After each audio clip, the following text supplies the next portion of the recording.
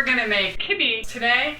My name is Prudence, and I'm gonna give you a little bit of a lesson on how to do that.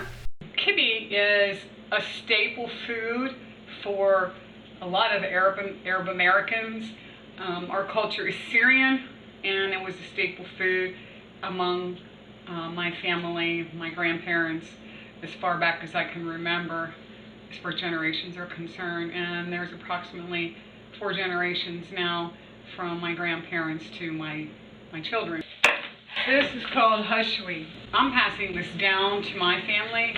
The hashwi goes inside pieces of kibbeh, sort of like a filling. Culturally, this is a very large portion of our background. We ate it a lot as children, and it was good. To make hashwi, take an onion, cut it up. Next, take olive oil, and we put the olive oil into the pan. Kibbeh was inexpensive to make, so it was something that people made frequently. And then we take the onions, and we put the onions into the pan as well. Bring this over to your stove, and you put it on a medium setting.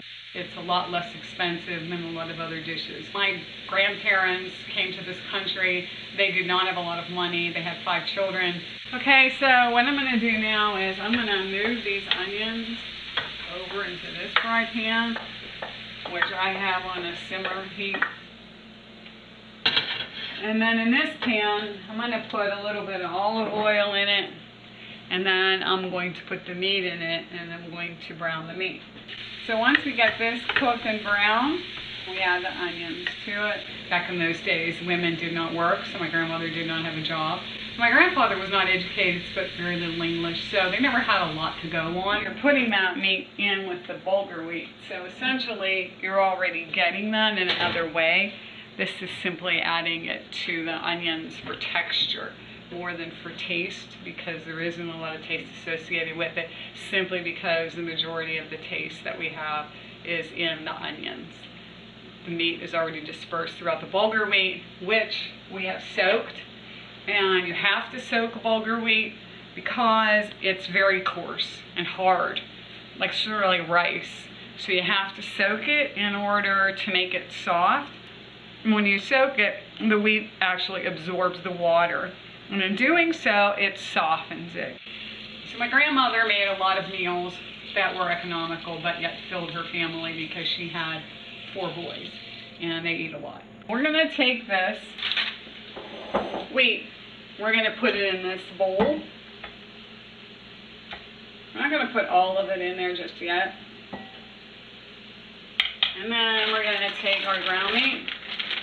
So she's always looking for ways to give them meals that would fill them and be healthy as well. This is culturally a staple. You will hear it and find it in most families who are of Arabic descent, who carry the culture. So what we're gonna do now is we take this and we form it into what I'm going to make today, which is called footballs. So let me get the hashwi, and then I'll show you how to form the footballs and put the hashwi in them to make it ready to actually bake. And we do bake this in the oven at 350 degrees. I pull up my sleeves here, and I take a little bit of the raw mixture of the kibbeh, and I'm gonna put it in a small ball.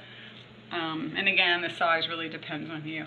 And I put it in the palm of my hand, and then I take my fingers and I make a cradle inside of it. Just sort of push your way into a cradle, and that cradle is designed to hold the hashwi. So we're sort of stuffing it, is the way I would look at it, like a stuffed cabbage. And I put the hashwi in it, and then I take the meat and I literally wrap it around it so that it's nicely tucked inside of our meat and bulgur wheat mix. So we'll let that kibbeh bake in the oven on 350. I set the timer for 30 minutes, and in 30 minutes I'll check it.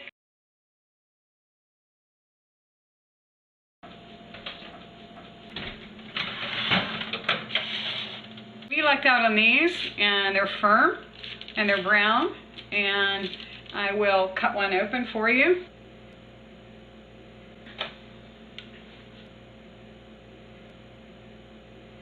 So there you have it. That's kibbeh.